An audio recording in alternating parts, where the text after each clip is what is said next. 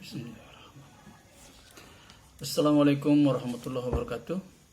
Selamat sore dan salam sejahtera untuk semuanya, saudara-saudari mahasiswa dan mahasiswi yang ada di kelas ini, di kelas pendidikan luar sekolah. Kita akan kuliah online dengan metode video ini sehubungan dengan berbagai kondisi kewilayahan, kedaerahan tempat kita pada masa pandemi ini yang untuk sementara harus stay at home. Oleh karena itu, pada pertemuan ke-11 ini kita akan melakukan penyampaian kuliah melalui video yang dikirimkan melalui YouTube. Oleh karena itu, simak bagus-bagus karena nanti ini juga akan menjadi sumber bagi Anda untuk menulis makalah yang topiknya kebutuhan dan sumber belajar sesuai dengan silabus kita pada hari ini.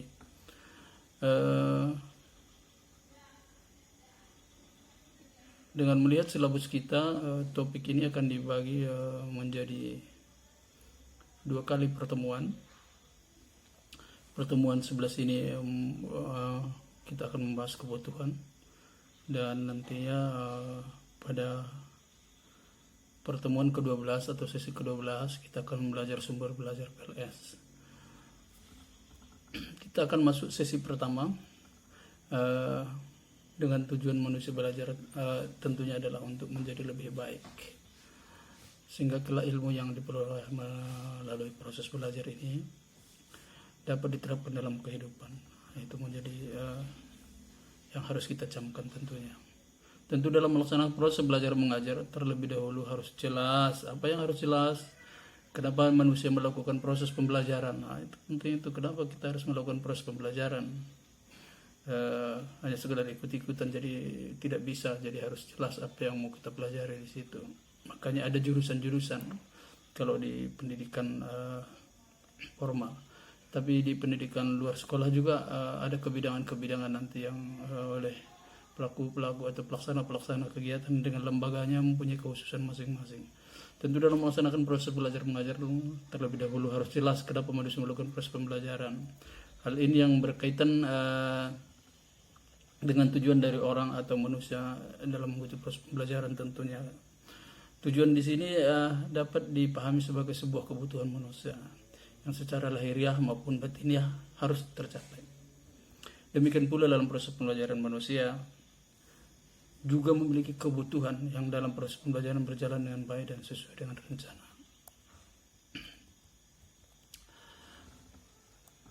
Dengan mencapai tujuan tersebutlah maka sebelum memulai proses belajar seorang pendidik perlu mengadakan identifikasi.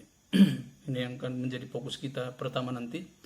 Terlebih dahulu terhadap kebutuhan masing-masing proses terdirinya harus dilakukan identifikasi, baik individual ataupun kelompok, agar disampaikannya nanti oleh pendidik dalam pembelajaran dapat diterima dengan baik. Nah, jadi hasil identifikasi itu juga akan menjadikan bagi pendidik itu apa yang harus diajarkan, jadi bahan ajaran dia apa gitu.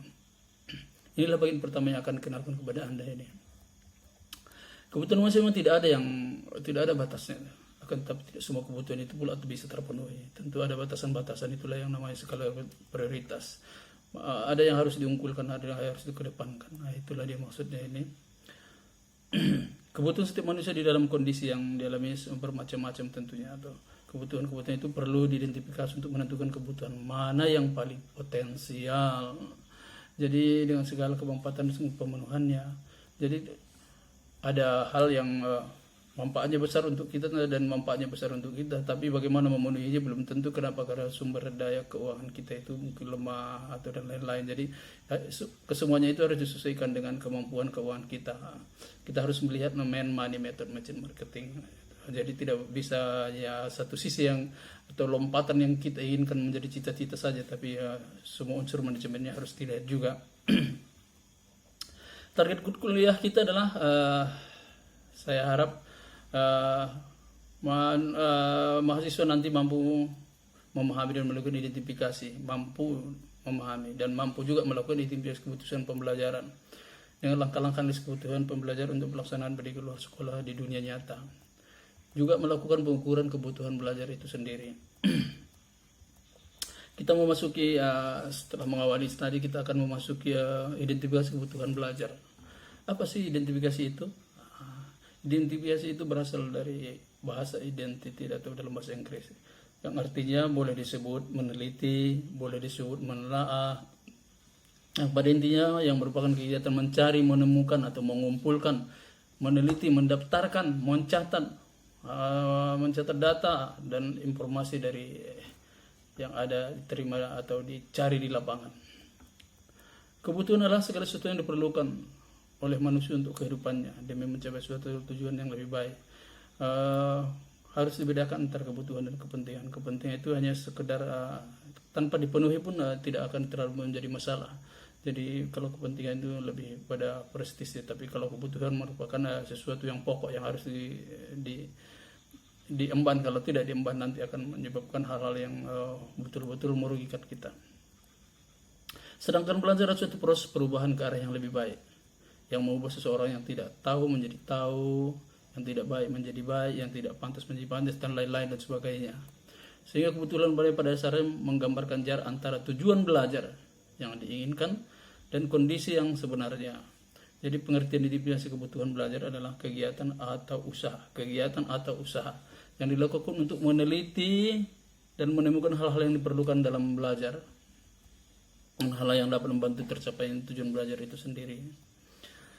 Baik itu proses belajar yang berlangsung di lingkungan keluarga, di sekolah maupun di masyarakat. Jadi keseluruhannya juga tuh. Proses pembelajaran merupakan proses yang lebih diatur dengan langkah-langkah tertentu. Jadi yang pencapaian pembelajaran sesuai yang apa yang diinginkan. Dalam pembelajaran di dalam terdapat pendidikan, ada metode, ada strategi, peserta didik, dan masih banyak yang lainnya dari unsur-unsur yang ada yang dibutuhkan, yang harus ada di dalamnya. Proses pembelajaran sendiri memiliki tujuan supaya terjadi perubahan perilaku pada peserta didik. Nah, ini yang secara umum. Tapi kalau dalam PLS itu yang menjadi target utama adalah biasanya menyangkut keterampilan dan kemampuan baru dalam pola berpikir untuk peningkatan kapasitas dirinya sendiri. Akan tetapi pada kenyataannya dalam proses pembelajaran sinergitas tersebut sering mengalami kendala, sehingga terjadi kesenjangan antara kondisi yang terjadi dan kondisi yang diharapkan. Itulah makanya harus betul-betul lakukan identifikasi sehingga tidak terjadi kesalahan-kesalahan dan kesenjangan tersebut. Kita masuk pada konsep kebutuhan pembelajaran. Langkah awalnya adalah identifikasi. Fungsi identifikasi kebutuhan itu sendiri ada 4. Jadi fungsi identifikasinya ada 4. Pertama, identifikasi kebutuhan yang relevan dengan pekerjaan, itu masalah apa yang mempengaruhi hasil pembelajaran. Jadi identifikasi kebutuhan yang relevan dari pekerjaan. Jadi di dalam PLS itu harus kita lihat apa sih yang ingin dicapai. Kenapa itu dicapai? Karena dibutuhkan dalam pengembangan diri, apakah itu dalam karir atau pekerjaan yang mau yang dilakukan, atau kemandirian yang akan dilakukan dalam bentuk usaha dan lain-lain, atau untuk perbaikan tata cara kehidupan yang lebih baik dan efisien. Sehingga identifikasi kebutuhan yang relevan itu. Jadi apa yang harus dicapai sebenarnya itu harus terlihat, bukan seperti pendidikan formal. Kalau pendidikan formal itu terkadang pendidikan sekolah itu kita lihat saja SD semua dijejali, semua dipenuhi. Di SMP juga seperti itu, di SMA juga seperti itu. Kenapa? Karena target bukan untuk bekerja. Berbeda dengan pada SMK. SMK itu sudah ada orientasi pembelajaran terhadap apa nanti akan senyatanya dia lakukan yang relevan di lapangan, sehingga mereka sudah punya jurusan-jurusan yang berkembang pula pada saat seperti ini. Kan sudah ada jurusan komputer dan lain-lain karena memang sudah dibutuhkan seperti itu. Jadi itu yang dilakukan identifikasi kebutuhan yang relevan. Lebih lanjut adalah mengidentifikasi kebutuhan yang mendesak terkait dengan boleh dengan karena finansial, keamanan, masalah. Jadi katakanlah di satu perusahaan ternyata tingkat kenyamanan dan keamanan perusahaan itu di mata masyarakat sekitarnya sangat riskan, sehingga perlu pelatihan-pelatihan pendekatan yang apa yang harus dilakukan di sana, sehingga sangat mendesak, boleh disebut mendesak masalah keamanannya, sehingga identifikasi hasil menunjukkan bahwa itu harus dilakukan, dan bagaimana melatih para karyawan atau melatih orang-orang yang memberikan atau sosialisasi atau bagaimana melalui pendidikan PNS terhadap orang-orang yang berhubungan atau yang berpengaruh terhadap hal itu, baik dari internal maupun dari eksternal gitu. Kemudian menyajikan proses untuk memilih tindakan. Jadi ini pemilihan alternatif yang dilakukan. Jadi sudah ada prioritas-prioritas yang disiapkan di atas hasil identifikasi tersebut, sehingga apa yang mau disajikan dan melihat prioritasnya, tentu kita harus melihat juga berbagai kendala-kendala dan kondisi lapangan. Artinya tidak semua apa yang diinginkan oleh peserta didik itu sudah relevan dengan benar dengan keadaannya, jadi harus diberikan penjelasan sehingga bisa ditetapkan prioritas-prioritas yang harus dilakukan. Lebih lanjut dalam memberikan data basis yang menganalisis efektivitas pembelajaran. Kita tidak bisa juga melihat kondisi satu daerah dengan daerah lainnya, atau usia yang satu dengan usia lainnya sebagai suatu usia yang sama, tidak. Jadi wilayah yang satu dan wilayahnya akan berbeda, ada perbedaan mungkin dari sisi kebudayaan, dari pandangan sosiologi dan antropologinya, sehingga itu juga harus menyesuaikan. Jadi data-data yang seperti itu juga sangat-sangat penting. Juga umpamanya agamanya, jadi bagaimana mereka melakukan pemahaman terhadap agama juga merupakan kalau dilihat juga dari segi usia, tentu berbeda usia juga berbeda orientasi. Oleh karena itu basis data yang seperti ini harus merupakan bagian dari analisa yang harus dicermati dengan baik. Lebih lanjut kita akan melihat 6 tipe cara yang digunakan untuk merencanakan dan menganalisis kebutuhan. Yang pertama adalah kebutuhan normatif. Ini menyangkut aturan-aturan yang dikeluarkan oleh negara sampai ke daerah yang harus kita pedomi. Itu harus dicermati juga dengan baik. Bagaimana standar pelaksanaannya, bagaimana standar hasilnya, dan lain-lain segala sesuatunya, itu yang dimaksudkan kebutuhan normatif ini. Kemudian kebutuhan komparatif, ini membandingkan peserta didik yang satu dengan lain. Tadi sudah dibahas juga di atas sedikit bagaimana antara hubungan yang satu dengan yang lainnya. Jadi kita harus membedakan, membandingkan kelas yang satu dengan kelas yang lainnya, baik berdasarkan umpamanya sasaran yang apa yang mereka harapkan, kebutuhan-kebutuhan apa yang mereka capai, juga kondisi yang bagaimana mereka sebelumnya. Jadi ini harus dikelompok-kelompokkan sehingga ada perbedaan-perbedaan antara satu dengan yang lainnya. Bisa saja dari satu daerah dengan yang lainnya sama kebutuhannya secara umum, akan tetapi karena sifat-sifat dari kebudayaan yang mengitarinya, sehingga pola-pola pelaksanaan kegiatan pembelajaran dari pendidikan luar sekolahnya juga harus berbeda. Ini yang disebut dengan komparatif itu. Kemudian kebutuhan yang dirasakan atau dengan hasrat atau keinginan yang dimiliki masing-masing peserta didik perlu ditingkatkan. Cara terbaik untuk mengidentifikasi tugasnya itu. Jadi apa yang dirasakan oleh peserta didik itu harus bisa kita selami, sehingga apa yang mau kita didikkan atau kita latihkan atau kita ajarkan kepada mereka itu bukan program dari kelembagaan, tapi program itu adalah kebutuhan dari peserta yang diakomodir oleh lembaga, sehingga ini menjadi kesepakatan bersama yang harus dijadikan jadi target selama pendidikan itu berjalan.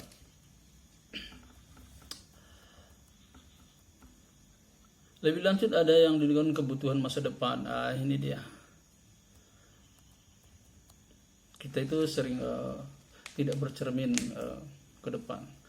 Kalau di dalam antropologinya itu ada ahli yang menyebut melihat orientasi orang. Jadi ada orang yang berorientasi ke belakang, dia selalu bercerita tentang saya dulu bagaimana, dia dulu bagaimana, dan dia menceritakan masa-masa lalunya. Itu orang yang namanya berorientasi ke belakang.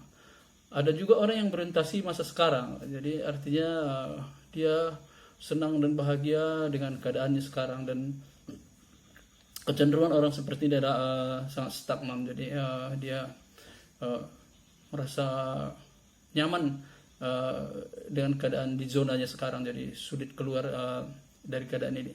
Tapi kedua orientasi ini tentu adalah orientasi yang rugi, terutama orientasi yang melihat ke belakang. Bukan berarti kita tidak bisa dan tidak perlu melihat sejarah, tapi kita orientasinya yang harus kita lihat ke depan, jadi bukan orientasinya ke belakang. Kalau melihat sejarah itu sebagai data fakta untuk bahan analisis itu sangat baik, dan keadaan sekarang juga sangat baik. Tapi untuk melihat masa depan, ini yang dimaksud dengan kebutuhan masa depan itu. Jadi harusnya orang lebih banyak melihat kebutuhan masa depan, bagaimana melihat keadaan apa yang terjadi 10, 20, 30 atau 40 tahun ke depan. Katakanlah umpamanya hal kecil yang terjadi pergeseran di Sumatera bagian utara ini, bahwa yang dahulunya regional, pengembangan regional itu berada di Kota Medan, sudah akan beralih ke Pekanbaru. Jadi kalau kita tidak melihat strategi ini sebagai sesuatu yang baru, dan bagaimana mengikuti perjalanan ini nanti ke depan, sebagai pengusaha kita tentu akan mengalami kemunduran atau setidaknya stagnan. Jadi pergeseran-pergeseran seperti inilah, sama dengan halnya dengan pendidikan luar sekolah ini. Jadi orientasi kita itu sudah melihat era 4.0 ini sebagai era digital. Jadi kalau kita masih terus berputar-putar di masa lalu kita, tentu tidak akan bisa. Jadi artinya digital itu merupakan kebutuhan gitu. Jadi sesuatu yang aneh juga apabila anak-anak tidak diberi kesempatan untuk memegang gadget. Tapi di sisi lain juga harus diawasi, karena itu merupakan kebutuhan orang di masa yang akan datang. Orang mulai saat sekarang saja sudah banyak yang bekerja dari rumahnya. Jadi dia tidak dibatasi waktu dan tempat atau lokasi lagi, tapi dia sudah bisa melakukannya dari rumahnya. Dan orang juga tidak yang berkolaborasi dengan dia juga tidak berkeberatan, karena mereka bekerja di dunia maya, tapi hasilnya memang nyata adanya di tempat dia bekerja itu. Kemudian kebutuhan insidental yang mendesak, adanya masalah yang terjadi di luar dugaan, misalnya banjir, gempa bumi, dan lain-lain itu. Jadi hal seperti ini juga harus dicermati dalam pendidikan luar sekolah. Artinya kita harus melihat keadaan-keadaan yang baik yang rutinitas maupun yang non rutinitas terjadi, tapi merupakan sesuatu yang kita anggap insidental karena tidak bisa kita kendalikan dengan kemampuan kita sendiri. Ada beberapa langkah-langkah identifikasi. Ini nanti kita akan belajar dari beberapa ahli. Kalau Morrison dan Kemp itu membuat tahapannya itu mulai dari perencanaan, kemudian pengumpulan data atau collection data, kemudian analisis, dan menyiapkan laporan akhir.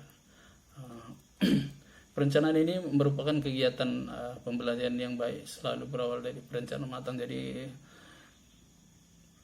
di dalam Islam pun disebut innamal a'malu niyyat. Cuman kita itu dengan innamal a'malu binniyat itu melihat sebuah niat itu hanya sebuah perkataan dari mulut yang diakui oleh pikiran.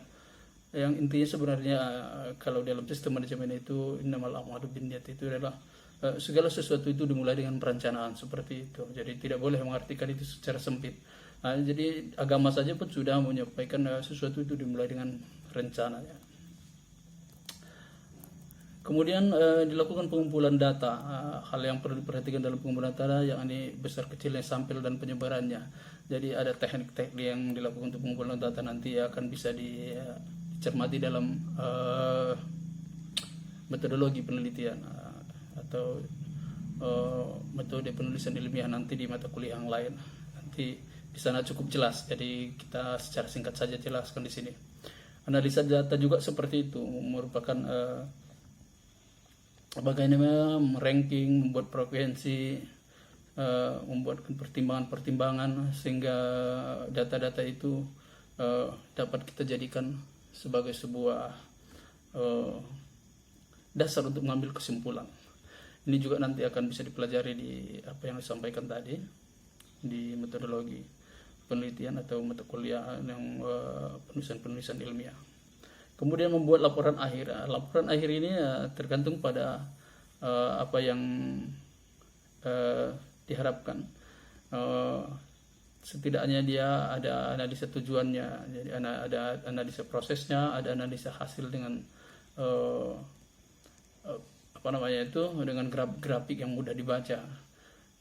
Kemudian ada penjelasan singkat yang mendukung grafik-grafik tersebut, serta apa yang menjadi rekomendasi kita yang terkait dengan data itu untuk pelaksanaan kegiatan itu secara nyata.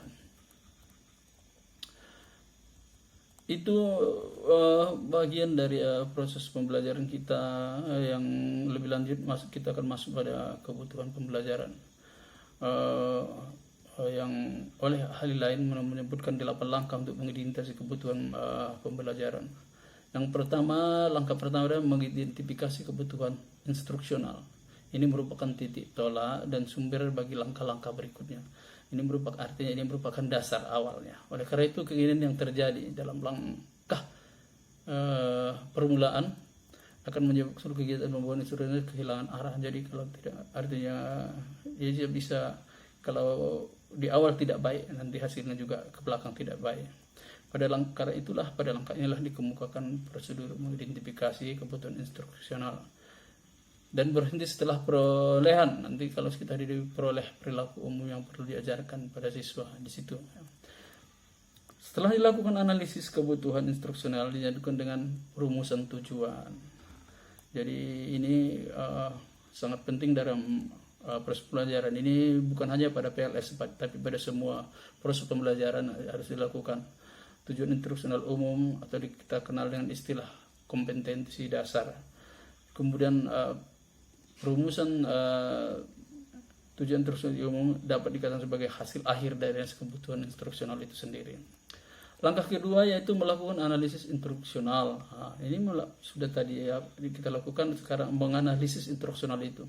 Kegiatan ini merupakan kegiatan yang menjabarkan perilaku umum menjadi perilaku yang lebih kecil atau spesifik atau khusus, dengan mengidentifikasi hubungan antara perilaku spesifik yang satu dengan yang lain. Keterampilan melakukan analisis instruksional ini sangat penting. Kenapa penting? Karena pengetahuan, keterampilan sikap dan harus diberikan lebih dahulu di dalamnya, sehingga bisa ditentukan hasil analisis instruksionalnya nanti. Yang demikian, kita sebagai pengajar jelas melihat arah kegiatan instruksional secara bertahap menuju pencapaian TIU-nya. Ini berarti kita sebagai pengajar terhindar dari pemberian istilah yang tidak relevan dan tidak jelas. Itu pentingnya itu, jadi harus ada. Tapi pada kenyataannya banyak sekali orang tidak melakukan itu, tidak membuatnya, sehingga konsep pelajaran tidak jelas. Akhirnya datang seperti ceramah hanya untuk menambah wawasan, tapi tidak nyata pada apa yang diharapkan oleh peserta didik. Langkah ketiga adalah mengidentifikasi perilaku dan karakteristik awal siswa. Ini dia, jadi ada yang harus kita lakukan secara cepat ini. Berbagai data-data perorangan yang akan dijadikan menjadi data kelompok, seperti tersebut terdahulu tadi, usianya, latar belakang pendidikannya yang bermacam ragam, kemudian budayanya, secara spesifik lagi bagaimana biasanya keadaannya di rumah dan lain-lain. Dalam langkah inilah dikemukakan pendekatan menerima siswa apa apa adanya dan menyusun sistem instruksional atas dasar keadaan siswa. Jadi oleh karena itu langkah ini merupakan proses mengetahui perilaku. Nah, ini dia yang dikuasai siswa sebelum mengakui pelajaran. Langkah keempat adalah menuliskan tujuan instruksional khusus. Seperti dijelaskan tadi, ada spesifikasi yang menjadi target kita. Jadi harus jelas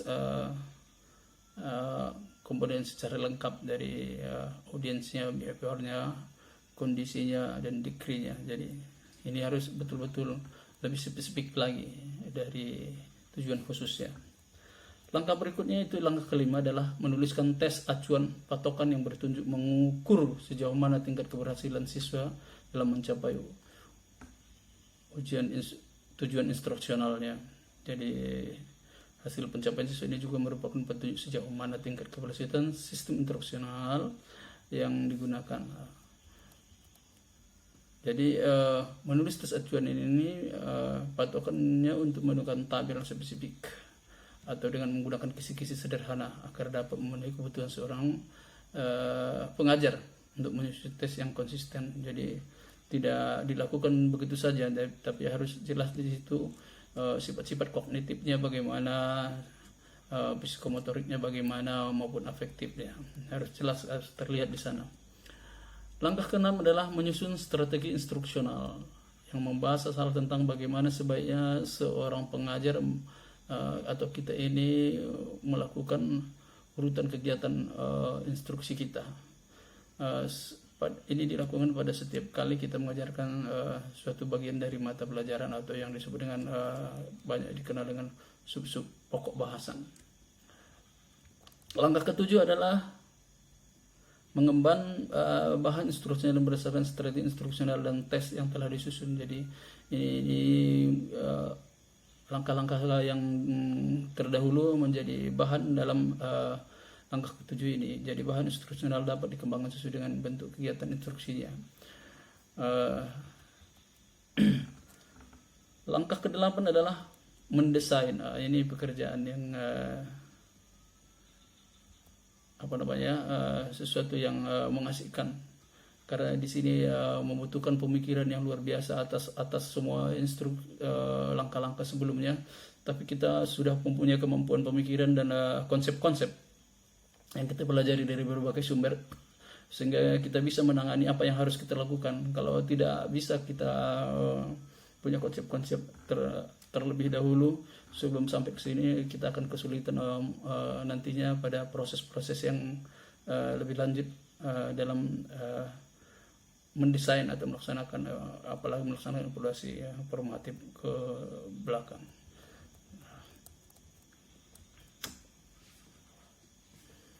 Ada langkah-langkah dalam identifikasi kebutuhan pembelajaran menurut ahli lain. Pertama, identifikasi tujuan pembelajaran khusus sama seperti penjelasan yang tadi, hanya urutannya berbeda-beda. Analisis instruksional sama seperti yang tadi itu juga.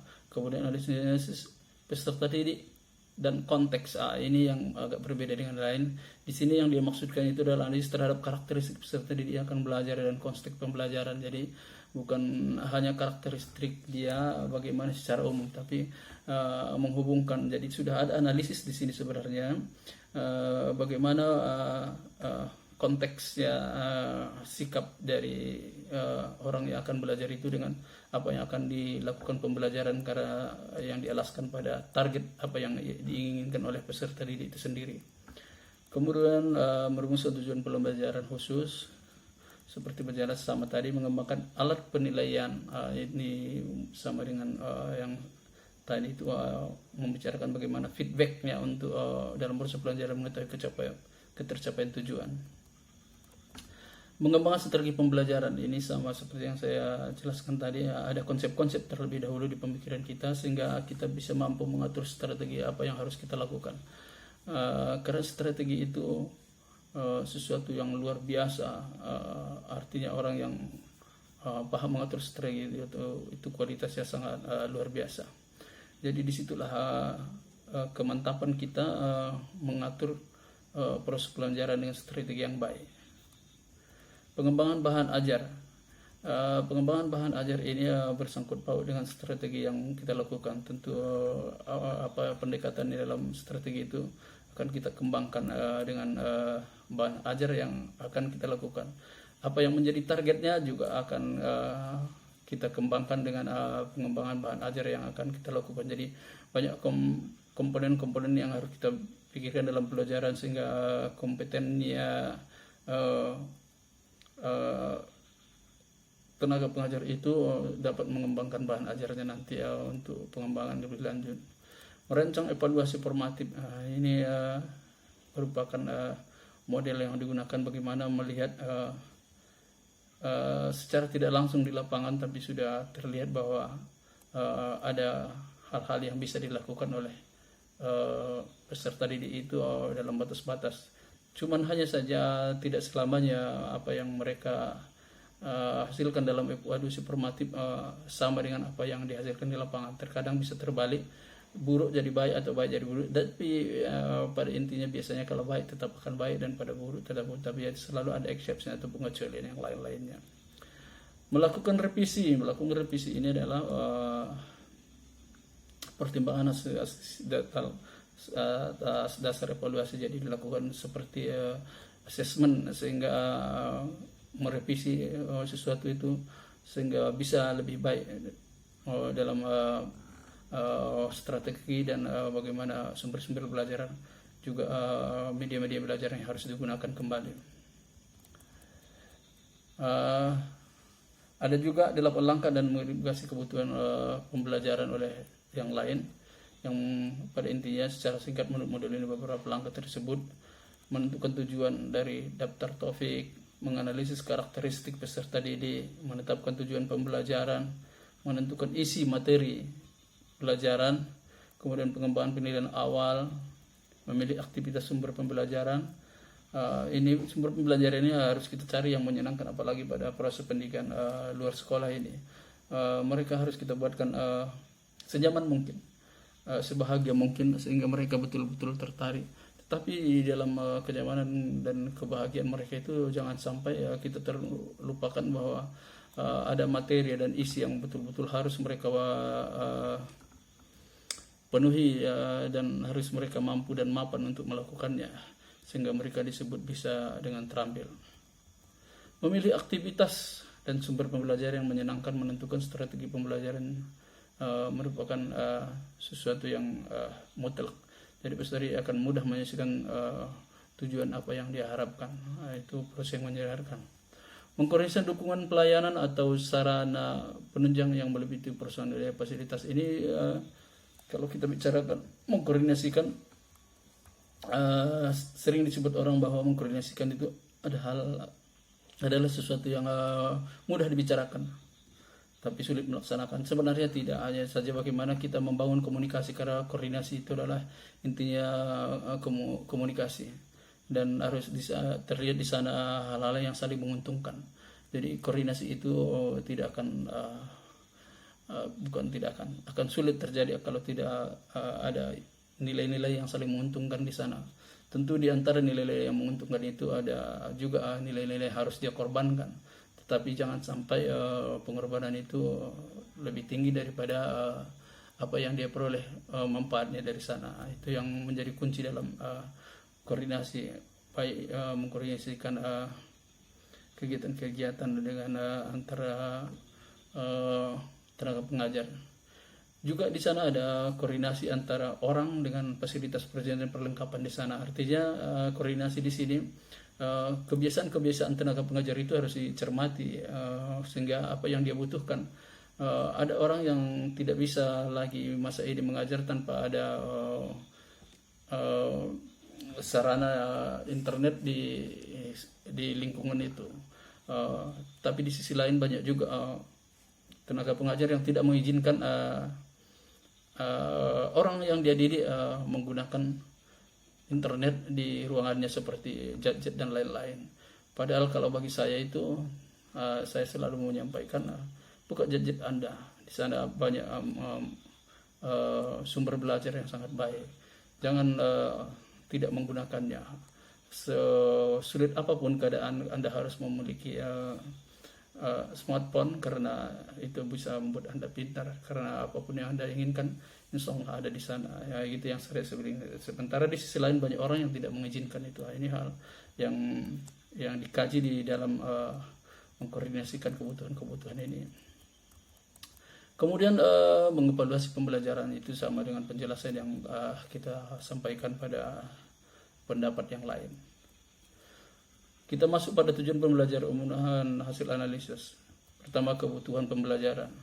Dari kegiatan mengidentifikasi kebutuhan instruksional, diperoleh jawaban bahwa penyelesaian masalah kesenjangan. Masalah kesenjangan di antara keadaan saat ini dengan keadaan yang diharapkan dalam penjelajahan pembelajaran terjadi sesuatu yang miss gitu. Jadi di miss itulah yang masalah itu. Jadi itu yang harus dicermati.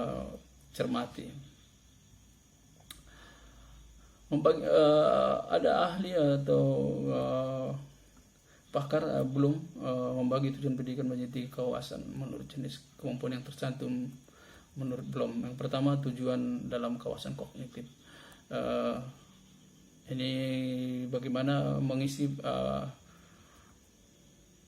bahan yang ada di pemikiran peserta didik atau menjejali mereka dengan pengetahuan yang dibagi menjadi 6 jenjang, yaitu pengetahuan, pemahaman, aplikasi. Ini semuanya harus kita bedakan nih. Jadi tidak sama ini, ada perbedaan-perbedaannya antara pengetahuan, pemahaman, aplikasi, analisis, sintesis, dan evaluasi. Yaitu ke-6 jenjang yang ada di dalam hal tersebut. Secara singkat, setiap jenjang taksonomi tujuan pendidikan dalam kawasan kognitif tersebut yang kita bicarakan ini dapat diurai menjadi pertama pengetahuan, kemudian juga pemahaman, penerapan. Ini dia penerapan. Ini sesuatu yang sering terjadi, miss antara apa yang direncanakan dengan bagaimana menerapkannya. Jadi orang sering menyebutnya sesuatu harus aplikatif. Jadi sesuatu yang diajarkan itu betul-betul aplikatif. Ada yang diajarkan itu sangat tinggi dan luar biasa, tapi pada kondisi pada orang proses yang belajarkan tidak bisa menyanggupinya karena berbagai macam sarana prasarana yang ada yang harus mendukungnya. Oleh karena itu penerapan ini harus betul-betul aplikatif, dalam artian semua faktor pendukung yang untuk dilakukannya setelah di lapangan harus betul-betul bisa mendukung. Jadi tidak hanya bersifat keilmuan, tapi betul-betul bisa dipraktikkan. Kemudian ada analisis, seperti sudah jelaskan, ada sintesis. Sintesisnya berkenaan dengan komponen menentukan bagian-bagian secara integritas. Dari yang semula belum ada itu dikumpulkan sehingga ada sesuatu yang lebih baru. Jadi dari apa yang menjadi hasil-hasil yang sudah diperoleh tadi, itu maksudnya sintesis. Kemudian evaluasi sudah kita jelaskan tadi, sama seperti yang kita jelaskan di atas. Lebih lanjut kita akan melihat 3 kapabilitas atau kemampuan dalam kawasan kognitif tersebut, berupa keterampilan, kemudian informasi, dan strategi kognitif. Jadi saya hanya membahas bagaimana keterampilan ini bisa dikedepankan di sana. PLS itu lebih cenderung pada penguatan keterampilan, kemudian baru penguatan intelektual, juga apalagi strategi, karena biasanya PLS itu tidak bergerak pada unsur strategis atau pada unsur pimpinan tertinggi, sehingga strategi itu sedikit agak di antara ketiganya masih pada posisi bagian belakang.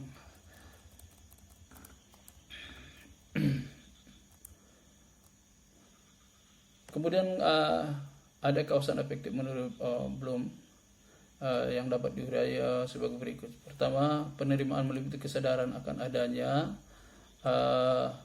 suatu sistem nilai, ingin menerima nilai dan memperhatikan nilai tersebut. Jadi ini penting karena ini menyangkut kesadaran akan adanya sistem diterima atau tidak diterimanya. Jadi kita harus bisa betul-betul di sini menyesuaikan atau membentuk sesuatu untuk orang bisa menyesuaikan, sehingga nilainya ini bukan kecil tapi betul-betul sangat besar. Kemudian pemberian respon, bagaimana respon terhadap sistem, apakah dia puas atau tidak, itu harus juga menjadi perhatian kita, karena respon ini akan memberi semangat dan motivasi yang lebih lanjut kepada para peserta. Kemudian penilaian meliputi penerimaan terhadap suatu sistem nilai itu sendiri. Kemudian seperti tadi masalah pengorganisasian atau memilah, menghimpun sistem atau yang digunakan. Ini banyak hal yang dilakukan di pengorganisasian seperti yang kita sampaikan tadi, ya, baik antar personil, baik mengorganisir antara sarana. Yang paling sulit itu adalah hubungan yang berbeda antara personil dengan sarana dan yang lainnya. Itu harus diorganisir, tidak diorganisir karena akan menjadi miss nanti antara sarana dan orang yang akan melakukan penggunaan sarana tersebut. Kemudian karakteristik meliputi perilaku secara terus menerus. Ini karakteristik perilaku yang terus menerus harus disesuaikan dengan sistem nilai dan tata nilai yang ada di organisasi itu. Jadi karakteristik yang ada di luar itu yang selama ini ya harus kita mulai rubah dengan apa yang biasanya yang menjadi kebiasaan yang baik dalam keadaan yang terbaik pada satu organisasi yang tempat kita bekerja atau lingkungan yang akan kita membuat di situ pekerjaan. Kemudian tujuan dalam kawasan psikomotor. Tujuan dalam kawasan psikomotor itu tujuan mempunyai fokus keterampilan melakukan gerak fisik. Jadi ini harus kita cermati dengan baik bahwa apa yang mau kita lakukan itu adalah masalah melakukan hasil pemikiran sebelumnya. Jadi gerak fisik kita itu ditentukan oleh bagaimana kita sebelumnya ada berpikir dari dalam pemikiran kita, ya, dan itu yang akan kita sikapi dalam perilaku. Jadi kawasan psikomotor ini akan terlihat dalam gerak refleks. Dalam gerakan itu pertama gerak refleks, juga dalam gerak fundamental dasar, juga dalam gerakan kemampuan persepsi, gerak terampil. Ini yang harus dilatih, ini yang menjadi gerak terampil. Dan komunikasi, kita contohkan di gerak terampil ini, ketika Anda digabungkan antara refleks dengan terampil itu, seorang pesilat kalau umpamanya digertak dari belakang, dia otomatis langsung akan menampilkan bagaimana pertahanan atau cara menyerang yang terbaik. Ini refleks yang bercampur dengan keterampilan. Ini yang karena dia sudah terlatih sehingga refleks pun sudah datang terlatih. Itu dia. Kemudian komunikasi yang wajar.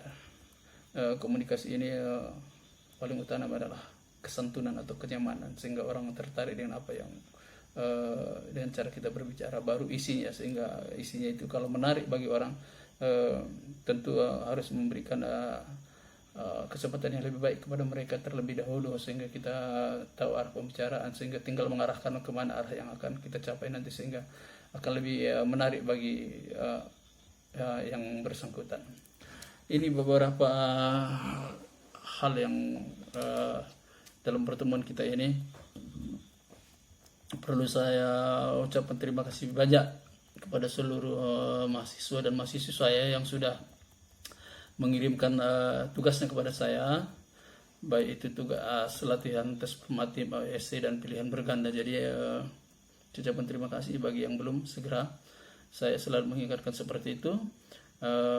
Dan juga makalah perorangan masih ada 2 atau 3 orang lagi yang belum menyampaikan. Oleh karena itu saya juga sudah mengirim untuk sesi ini latihan dan tes formatif berupa essay dan pilihan berganda. Segera dikerjakan. Juga makalah perorangan. Jangan lari dari fokus ini. Lihat silabus dengan baik, kemudian memanfaatkan media belajar yang ada, sumber belajar yang ada, kemudian buatkan sebaik mungkin sehingga mempunyai makna yang baik, karena itu merupakan sesuatu yang baik bagi Anda untuk melatih diri Anda mempunyai wawasan yang baik tentang mata kuliah kita yang kita sajikan hari ini. Demikian barangkali dalam pertemuan ini yang kita sampaikan. Kita akan ketemu lagi pada pertemuan berikutnya minggu depan dalam cara yang sama melalui media online, karena masih aturan kita masih mengatakan seperti itu. Oleh karena itu kita akan selalu berdiskusi 3 kali 24 jam ke depan sesuai dengan kondisi daerah kita. Oleh karena itu silahkan melalui WhatsApp grup kita, gunakan dengan baik, biasakan untuk melakukan pertanyaan yang bersifat hasil analisa, sehingga nanti bobot dalam diskusi kita di grup WhatsApp itu jauh lebih baik yang berupa tulisan atau chat, maupun yang bersifat rekaman suara. Saya menyarankan lebih sering menggunakan rekaman suara karena kita tidak terlalu kalau boleh sebut lebih menguntungkan dengan menggunakan hal tersebut.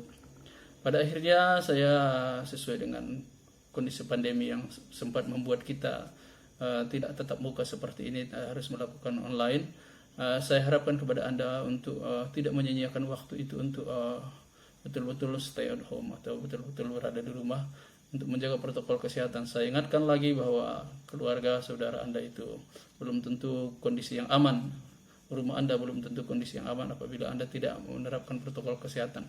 Jangan menganggap orang jauh yang bertemu dengan kita akan membawa petaka COVID-19, tapi bisa juga keluarga kita kalau kita tidak melakukan protokol kesehatan, terutama terhadap orang tanpa gejala. Sehingga kita berharap rumah kita bisa kita jaga, sehingga setiap rumah terjaga. Mudah-mudahan cepat terputus COVID-19 di negara kita ini dan negara-negara lainnya di dunia ini. Demikian barangkali pertemuan kita. Wabillahi taufiq wal hidayah. Sekali lagi saya mohon maaf. Assalamualaikum warahmatullahi wabarakatuh.